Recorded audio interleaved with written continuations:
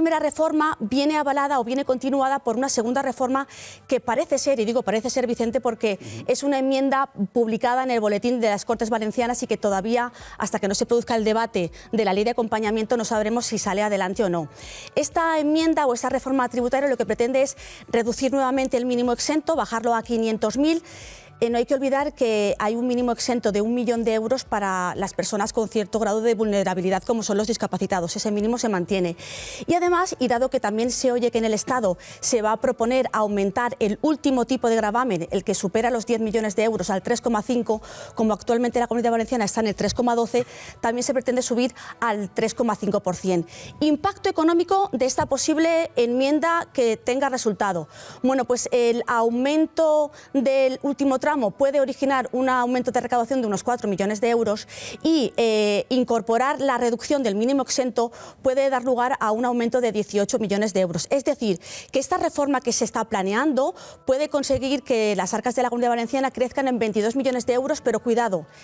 Esta medida entra en funcionamiento o en vigor o entraría en el ejercicio 2021, pero no olvidemos que el impuesto de patrimonio del 21 se presentará junto con la renta del 21 en el año 22, de forma que el efecto real de caja, criterio de caja, que no criterio de devengo, sería en el ejercicio 22.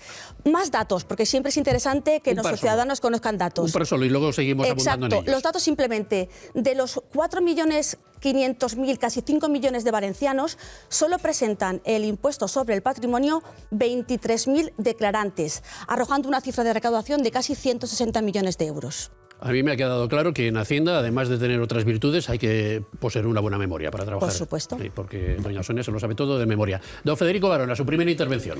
Pues muy buenos días, agradecer a Sonia que está aquí con nosotros, debatiendo en este primer desayuno de la 8.